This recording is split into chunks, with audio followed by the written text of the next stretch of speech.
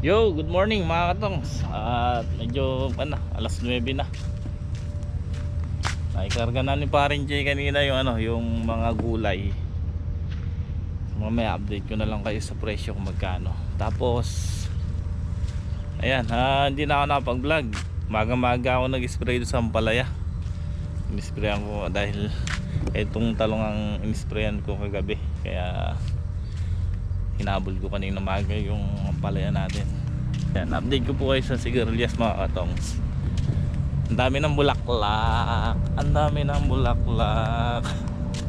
Ayun o. Bulaklak na po. Ayun, may bunga na. Naglabas na uli ng bulaklak. Yan ang tama yung sinasabi ng karamihan. Tagulan. Tagulan na nagbubunga talaga. Hanggang bare months. Tapos Taga-araw lang talaga daw mahirap pa bungahin to. Hindi gano'ng namumunga pala. Pero may malalaki na pala eh. Oh, ang ganda ng bunga niya. Tingnan niyo po yung talong natin dito. Yung nasisilong. Hindi na lumalaki. Hanggang dito. Eh, dami na palang bunga eh. Kagas-katirin ko ngayon yan. Ayun o. Oh. May mga bunga. Ayun o. Ayan o. Naglawit na uli ng bunga mga katongs. Ay, ito dami o. Oh.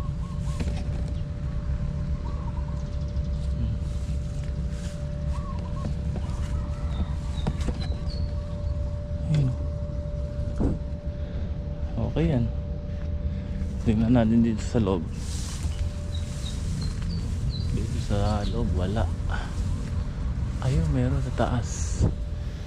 Wala ka, malinaw ang mata mo rito. Ayun. Ayun na pala oh. Ay pangluto na ulit. Makuha nga pa daw kay boss. Uy, ang gulat naman. Nakita lang, napansin ko lang doon isang araw eh. Pero hindi ko alam na may mga malalaki na pala. Kaya bukas pagpunta ni boss para makatikim na si Girlius.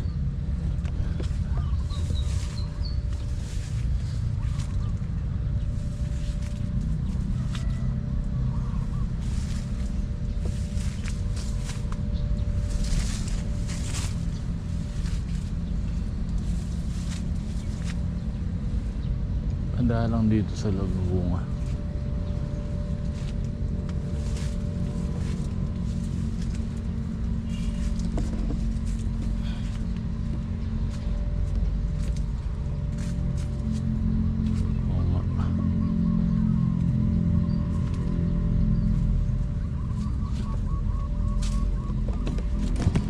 Binabad ko na nga po pala yung mga buto nito dahil tuyo na yung damo dun na pagtataniman. Yung damo dun sa binombahan ko ng pandamo patay na. So ngayon binabad ko na yung buto. Aanguin ko nga pala ngayon yun. Ayan. Konti pa lang pala yun, no? Malaki, yun lang. Ilang piraso. Panghalo sa pakbet pwede. Sarap yan.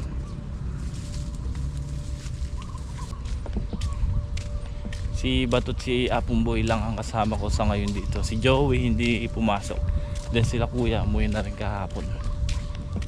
Yung Sabado at Linggo ko lang ina-extra kasi walang pasok ng mga bata. Eh sabi ko, kahit ako si kuya,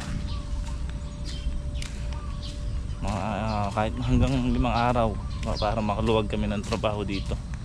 So titignan, baka bumalik din yun, naiwan yung cellphone. At ang ginagawa nila Bato at ni Apong Boy, nagdadamo. Matabang koto na. Yun lang talagang kuha lang tayo ng ng shoot borer. Medyo nakasingitan tayo. Ayan o, daing nalalantang talbos.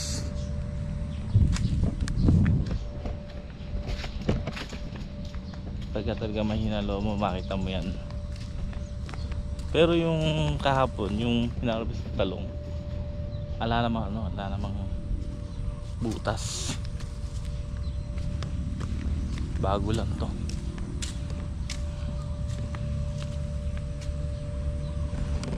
Ganda ng dahon.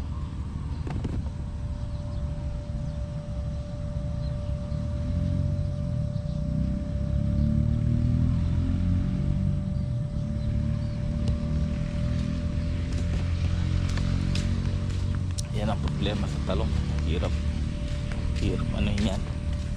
Pagka kasi meron ng ganyan, hindi na mawawala yan. Masakit na sa mata yan. Kailangan tanggalin na, putulin yung mga lanta. Tapos yun, alagaan na sa spray. Ito kasi nag-i-spray kami sa hapon, tapos ilang oras ng ulan, medyo masukal pa nun. Kaya kagabi pinilit kong bombahin kasi kalilinis lang. Kaya yung mga hayop nagpuntahan sa dahon ng talong.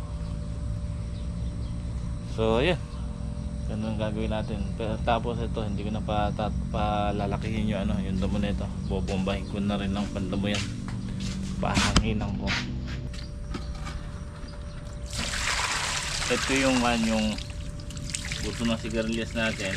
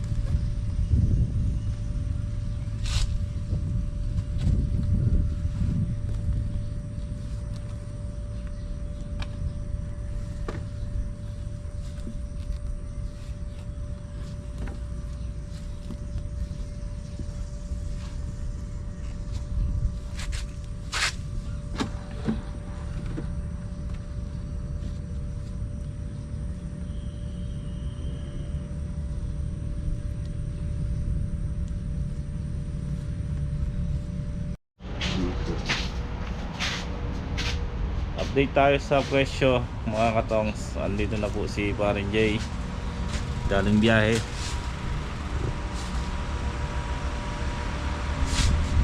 Tumaas pa yung palaya. Tumaas pa pare ang palaya.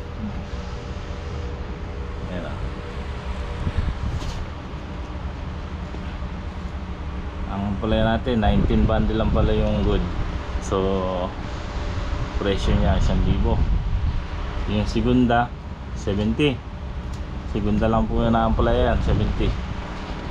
Yung sili natin may 55, may 50. Depende ko kasi sa nabili yan. Yung talong 55. napakagandang harvest na to. Ayan po. July 14.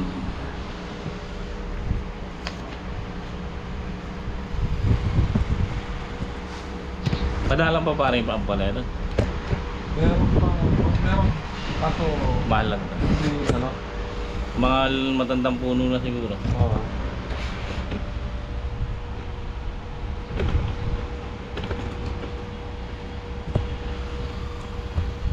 Segunda, 70 ah. Price yung good na yun para. Yun na. Okay, ayan, dumating nga po si Paring Jay. So, nagpabili ko ng pataba sa kanya. Ito, hinahalo na ni Bato. 3 bulto po yan.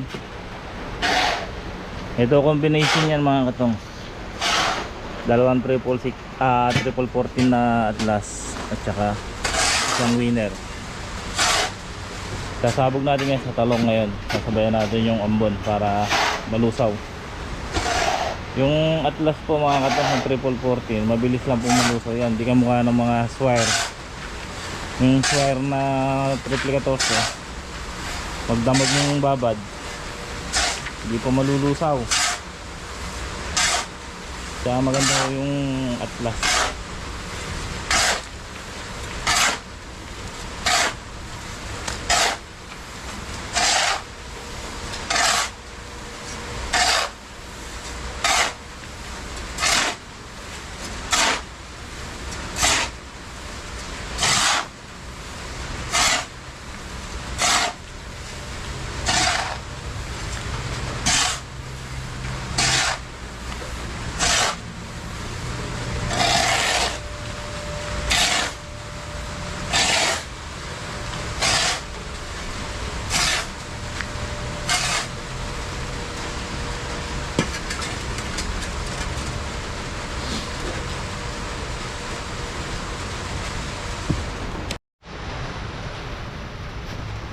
Yun o, timing tayo, timing. Ayan, umaambon.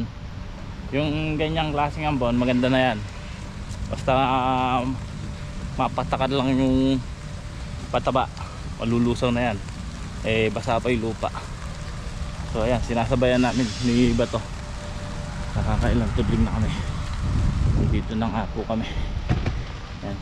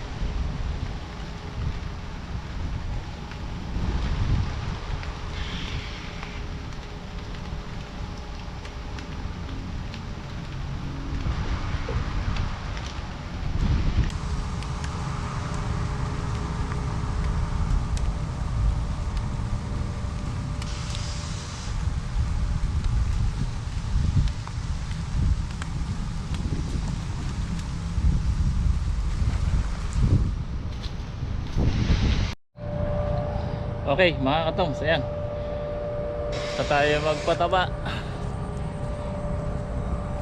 Kulang 3 bulto siguro na isabog natin dito. Okay lang naman po yun. One po yun eh, complete. Tsaka winner sa bunga.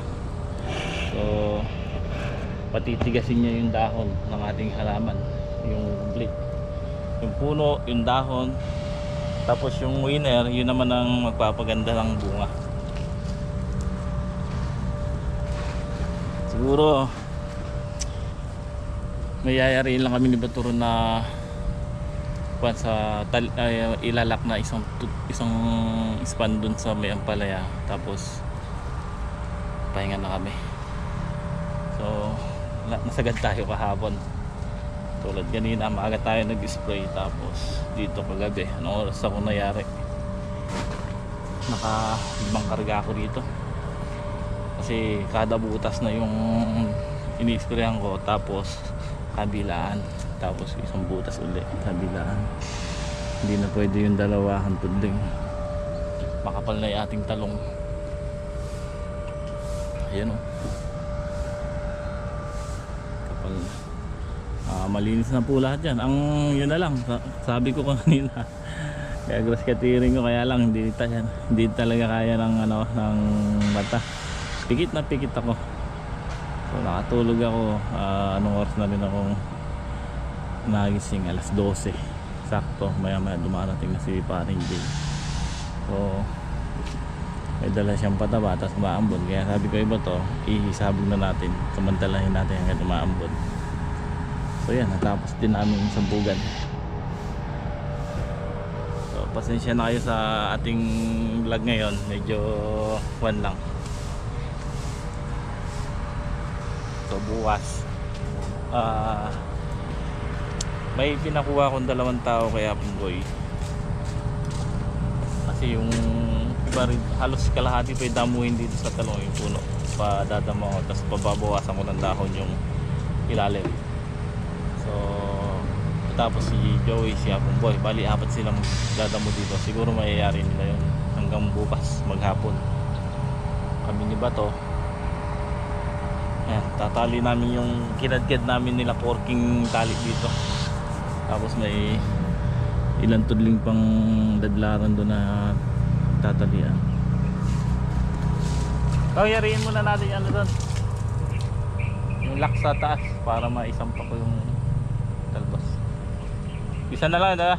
May mga tali na ba yan? Ha? May nakaabang na? Pang-lock? Tapos sasabayan ko na lang ng sampa. Kailangan natin isampa yun eh, kasi baligtad kasi mga katongs eh. Dito ako nagbakante sa gilid ng ladlaran. Eh yung dito sa gawin rito, eh yung panang ampalaya, yung mga usbong, puro dito ang gapang. Kaya yung dun sa dulo, yung isang tudling dun na huli, ay tanim po yun.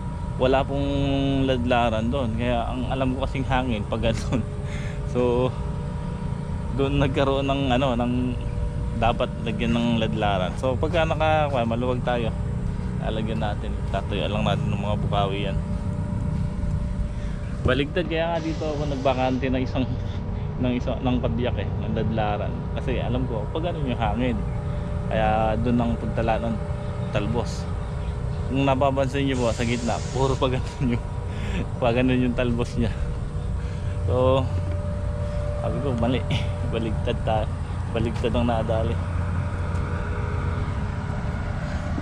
Ayan, marami ng bulaklak eh. So tapos ang gagawin kasi, pag dinamuhan, pababawasan ko na ng dahon hanggang dito sa kalahati, kasi nang malinis yan, kahit dyan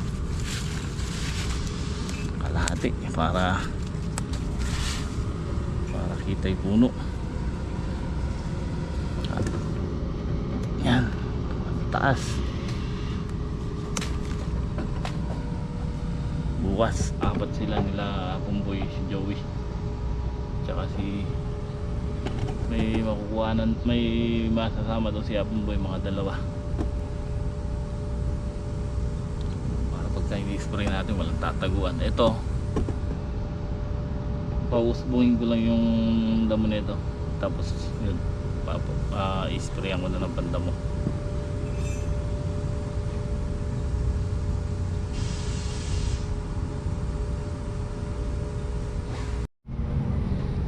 So galing kami ni Bato sa dulo, yung ampalaya. Medyo talaga, maraming kumalat yung punggos nag-spray ako nung nung last harvest ng second harvest. After namin mag-harvest, nag-spray talaga ako. Como pagka-spray ko, mga ilan oras lang nauulan. So parang ang ganda ng arangkada, no? Kung matatandaan nyo, in-sprayan ko po ng score yun. Bago pa lang pumuputas yung pungus. Parang nagagalit pa yung pungus pagka ini-spray natin. So maya i-sprayan ko. Medyo maambun pa. Palilipasin natin yung yung ambon. So pagka ganyan, pwede naman na gagamitan natin ng sticker, tapos pupuruhin ko ng fungicide. Kaso medyo nakulimlim doon. Ayan, nangingitim. Nung nando kami sa dulo, lumakas ng konti ulat. Kaya ganda ng pagka pataba natin. So ito man, nagsisimula ng umano yung pungus na ito. Ayun sa dahon. Inisprayan ko to, dinukutan ko ng kamukha ng ginagawa ko sa sili, yung pungguran, kabilaan. Tapos after 3 days, nag-spray ako pang insecticide. Then after 1 week, ng pagka-spray ko ng fungicide, nisprayan ko ulit ng ng Daconil fungicide. Yan.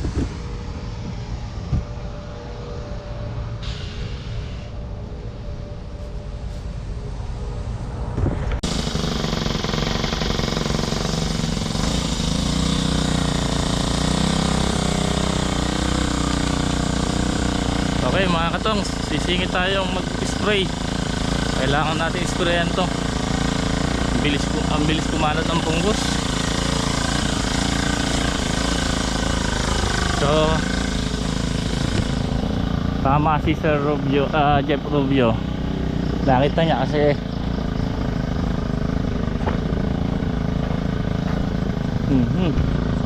nakita niya kasi may pungus. Tama kahapon. Habang nagpapalupot ako ng mga baging, in-sprayan natin to nung second harvest. After mag second harvest ng Daconil,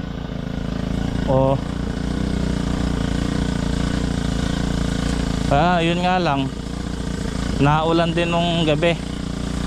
So kahapon harvest din kasi ng ampalaya, kaya hindi ko ma-sprayan. Yung after ma-harvest kahapon, inuna ko yung talong. So kaninang maga naman, inuna ko itong malalaking ampalaya. So medyo tinanghali tayo kasi anong oras na ako natapos dito. Kaya sabi ko, ngayon ko pala ma-sprayan. Kanina nung nagtatali kami ni Bato, nagulat ako bakit ang bilis kumalat. So ngayon, nawala yung ulan, i-spray tayo. Singit na yan, sisingitan natin. Kung ba tayo natapos? 2 tudling na lang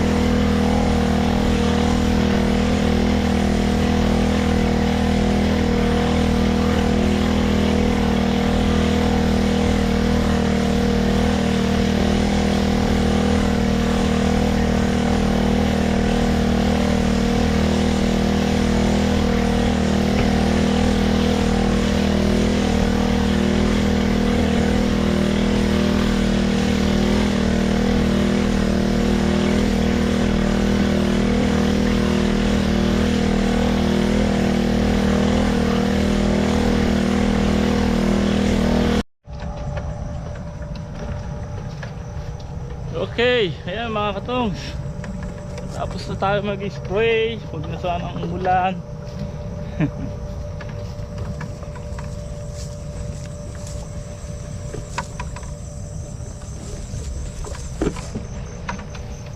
bukas magang maga isprayan ko yung sili, talong at saka yung sili. Yung talong pang fungicide, yung sili pang fungicide kasi nag-spray, nagpatawa tayo patawa tayo kanina sa talong ng isang araw sa sili.